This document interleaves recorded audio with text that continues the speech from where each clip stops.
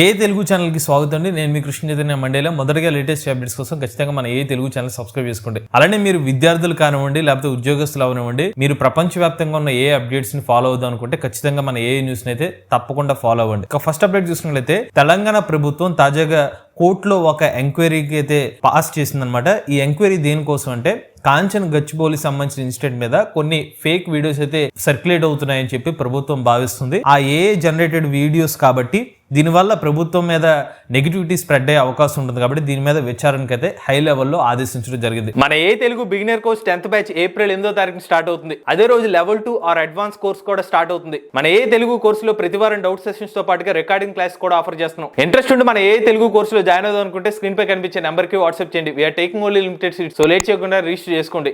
Next చూసినట్లయితే హైదరాబాద్ కు చెందిన ఒక కంపెనీ బంగ్లాదేశ్ మరియు పాకిస్తాన్ సంబంధించిన బార్డర్స్ ని భారతదేశ సైన్యం మానిటర్ చేయడం కోసం ఆర్టిఫిషియల్ ఇంటెలిజెన్స్ ఎనేబుల్ అయిన CCTV కెమెరాస్ అయితే సప్లై చేయడం జరిగిందండి. ఈ హైదరాబాద్ కు చెందిన బృహస్పతి టెక్నాలజీస్ అనే కంపెనీ వాళ్ళు అయితే ఈ కెమెరాస్ అయితే సప్లై చేశారు. ఇక ఇదే కంపెనీ మహాకుంభమేళాలో 4000 కెమెరాస్ అయితే డిప్లాయ్ చేశారు. అక్కడ ఉన్న సర్వైలెన్స్ కోసం అయితే కెమెరాస్ అయితే యూజ్ చేశారు. ఇక ఈ కంపెనీ భారతదేశ వ్యాప్తంగా 10 లక్షలకు పైగా CCTV కెమెరాస్ అయితే ఏర్పాటు చేశారు. నెక్స్ట్ చూసినట్లయితే తాజాగా స్టూడియో గిబ్లీ ఆర్ట్ ట్రెండ్ అనేది విపరీతంగా వైరల్ అయింది. కేవలం భారతదేశమే కాదు, ప్రపంచ దేశాల నుంచి చాలా మంది ఈ గిబ్లీ ట్రెండ్ లో పాల్గొన్నారనమాట. అయితే కొంతమంది ఎక్స్పర్ట్స్ ఏమని వార్న్ చేస్తున్నారంటే దీని నుంచి పర్సనల్ గా డేటా ఇబ్బందులు పడే అవకాశం ఉంటుంది. మీరు ఏదైతే టూల్స్ ని యూజ్ చేస్తున్నారో అందులో చాలా మంది మీరు ఇమేజెస్ ఇచ్చినప్పుడు తర్వాత వాటిని డిలీట్ చేస్తారని చెప్పినప్పటికీ కూడా ఆ ఇమేజెస్ ని మీ ప్రైవసీ కన్సర్న్ కి లోనే అవకాశం ఉంది. వాళ్ళు ఆ డేటాని రీస్టోర్ చేసే అవకాశం ఉంటుంది. రెండోది, మీరు గిబ్లీ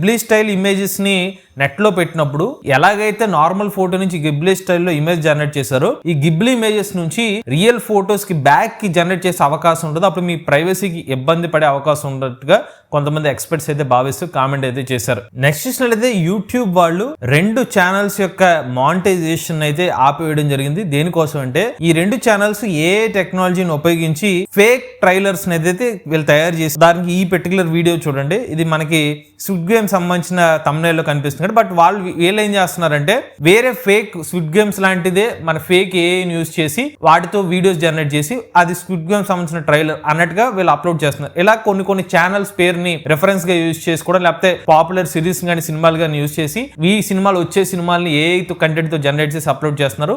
వాటిని డిటెక్ట్ చేసిన యూట్యూబ్ ఇలా ఫేక్ సినిమా ట్రైలర్ ని క్రియేట్ చేస్తున్న ఛానల్స్ యొక్క మానిటైజేషన్ అయితే రిమూవ్ చేసింది. నెక్స్ట్ చూసినట్లయితే మెటా వాళ్ళు లామా 4 స్కౌట్ మరియు మార్వరిక్ అనే 2 మోడల్స్ అయితే మార్కెట్ లో తీసుకొచ్చారు. ఈ 2 కూడా ఓపెన్ సోర్స్ మోడల్స్ అని చెప్తున్నారు. లామా 4 స్కౌట్ ఏదైతే ఉందో ఇది మల్టీ మోడల్ అనమాట. ఇందులో మొత్తం 10 మిలియన్ టోకెన్స్ అయితే యూజ్ చేస్తున్నారు. ఇది కేవలం ఒక single GPU H100 NVIDIA GPU సాయంతో అయితే పనిచేస్తుందని చెప్తున్నారు. అలానే 17 బిలియన్ పారామీటర్స్ తో mix of expect MOE architecture ని దీని హై పర్ఫార్మెన్స్ మోడల్ ఈ క్లాస్ లో అయితే ఉపయోగిస్తున్నారని చెప్తున్నారు. లామా 4 స్కౌట్ మరియు లామా 4 మ్యావరిక్ ఏదైతే మోడల్స్ ఉన్నాయో మెటా మరియు హగ్గింగ్ ఫేస్ ద్వారా ఉచితంగా అయితే డౌన్లోడ్ చేసుకోవచ్చు, ఎందుకంటే ఇవి ఓపెన్ సోర్స్ మోడల్స్. నెక్స్ట్ చూసినట్లయితే సైంటిస్టులు ఒక సరికొత్త సిస్టమ్ అయితే డెవలప్ చేశారు. ఈ సిస్టమ్ యూజ్ చేసి ఎవరికైనా ఒక పర్సన్ కి హార్ట్ అటాక్ వచ్చే అవకాశం ఉంటే 2 వారాల ముందుగానే డిటెక్ట్ చేసి చెప్పగలదు అనమాట. మరి ఇది ఎలా సాధ్యం అంటే ముందుగానే ఎవరైతే పర్సన్స్ ఉన్నారో వాళ్ళ యొక్క ECG డేటాని అయితే తీసుకుంటారు.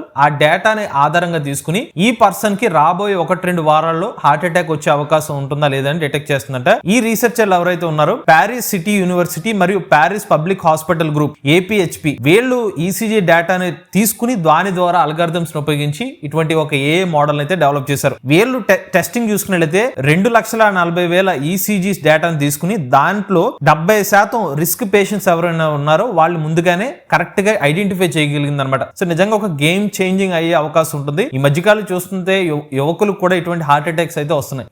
గనక నిజంగా ఇలా వర్క్ చేయగలిగితే గనక చాలా మందికి ఈ హార్ట్ అటాక్స్ ముందే వస్తాయని తెలుస్తుంది కాబట్టి మరింత జాగ్రత్త పడే అవకాశం ఉంటుంది.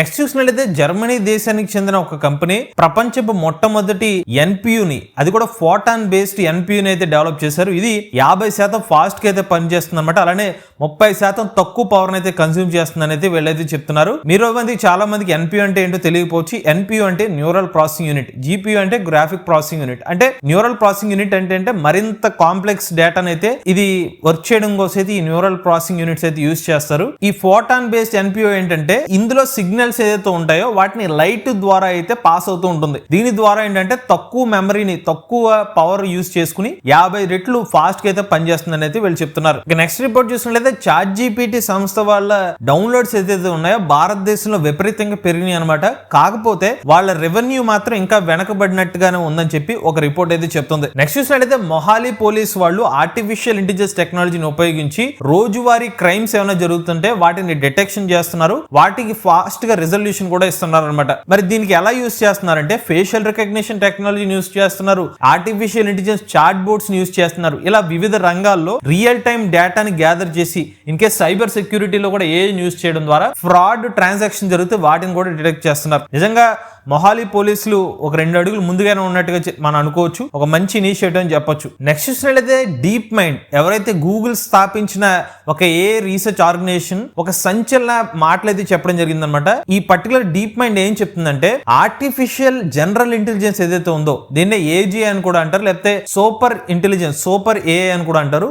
ఇది 2030 సంవత్సరం కల్లా ఏజీఐ వచ్చే అవకాశం ఉంటుంది అని అయితే ఈ ఒక రిపోర్ట్ లో చెప్తుంది. ఈ డాక్యుమెంట్ ఏదైతే ఉందో 145 పేజీల డాక్యుమెంట్ అయితే ఉంటుందన్నమాట. అంతేకాదు ఏజీఐ ఏదైతే వస్తే ఆ ఏజీఐ ద్వారా చాలా హానికరమైన విషయాలు జరిగే అవకాశం ఉంటుంది, ఎగ్జిస్టెన్షియల్ క్రైసిస్ వచ్చే అవకాశం ఉంటుంది, హ్యూమానిటీని డిస్ట్రాయ్ చేసే అవకాశం కూడా ఉంటుంది అని చెప్పి ఈ డాక్యుమెంట్లు అయితే మెన్షన్ చేశారు. ఇందులో 4 మేజర్ విషయాల గురించి ప్రస్తావించారు. పొటెన్షియల్ గా ఏదైనా రిస్క్ చేసే అవకాశం ఉంటుంది, తప్పుగా యూజ్ చేసే అవకాశం ఉంటుంది. ఒకవేళ ఒక డెవలపర్ పలానా పని చేద్దాం అనుకుంటే అది కాకుండా వేరేది చేసే అవకాశం ఉంటుందని చెప్తున్నారు. తప్పులు పదే చేసే అవకాశం ఉంటుంది తెలియకుండానే. అలానే స్ట్రక్చరల్ రిస్కులు చేసే అవకాశం ఉంటుంది ఇలా ఏజీఐ వస్తే గనక. దీని ద్వారా మనుషులకి ఇబ్బందులు తప్పవు అన్నట్టుగా రిపోర్ట్ అయితే చెప్తుంది. ఇక నెక్స్ట్ చూసినట్టయితే స్టైర్ కేస్ స్టూడియో ఏదైతే ఉందో హాలీవుడ్ వాళ్ళు ఏదైతే భయపడుతున్నారో దాని నుంచి ఒక ఆపర్చునిటీగా యూజ్ చేసుకుని వాళ్ళు టెక్స్ట్ టు వీడియోస్ జనరేట్ చేసి ఒక మోడల్ అయితే డెవలప్ చేశారనమాట. మీరు చూస్తున్నారు ఇది ఒక ఇమేజ్. ఈ పర్టికులర్ ఏ మోడల్ యూజ్ చేసి మీరు వీడియోస్ కూడా జనరేట్ చేయొచ్చు అని చెప్తున్నారు.